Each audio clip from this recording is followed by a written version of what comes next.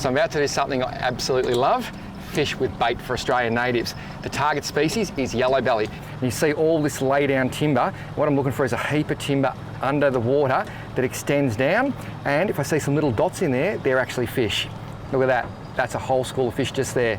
And there's the timber. I'm literally going to put the nose of the boat up on the bank, drop the talon in, I'll be locked in, then the yabbies are going down.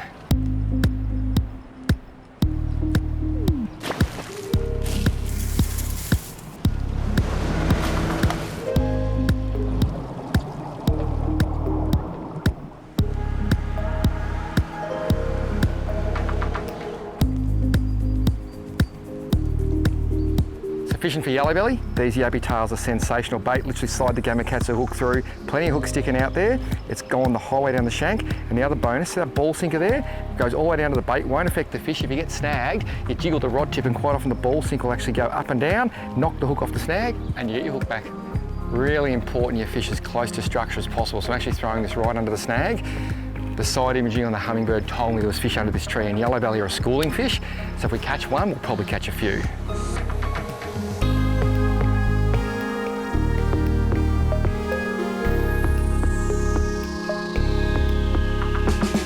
Hook up here, I'm going to be in a lot of trouble. I just want to get as in the timber as I can. There's a tap, little tap, come on, come on, yep, oh, yep, I got him.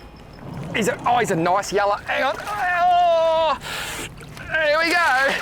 That is what you call a combat fight, and he's just hooked, look at that. How is that for a golden fish? I'll find the light for you. Look at that, there it is. Look at that sunlight on that golden fish. That's why they call them yellow belly or golden perch. They're a beautiful fish and they're incredible. Only recently I've discovered these fish will swim up to 1,000 kilometres just to spawn. That's just mind-blowing. And they're a school fish, so where you find one, you'll normally find more. Gonna get a bait back in the water and see if I can catch some more of these incredible fish. How cool is that? So my rig for this freshwater fishing is so simple. Size 2 ball sinker, 60-pound mono leader, and that is a gamakatsu gang hook. I've actually closed the eye up. I just like them, they're so sharp, super fine. And with that long shank, it's just perfect for presenting baits like yabby tails, barty grubs, even a couple of big scrub worms. That is absolutely deadly.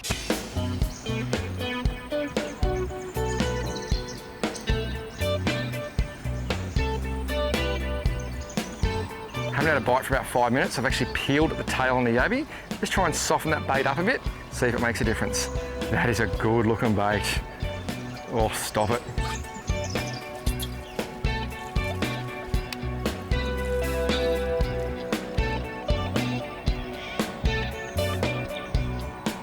So when you come into areas like Nagambie, you're talking about a massive, massive lake system. You've really got to think about your fishing and look for structure. This log is just sensational.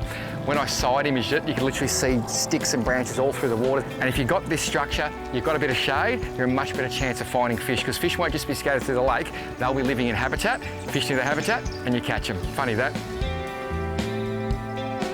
I'm just jigging the rod tip. And what it's doing is just lifting the yabby, bubbles are coming up there, just lifting the yabby sort of 20 centimetres off the bottom, dropping it down, and every now and then I just get a whack, like a whiting bite almost, a quick tap. And what I've got to do is just wait for him to come back properly, and then when I feel the weight, I lift the rod and I've got him. But it's working very effectively.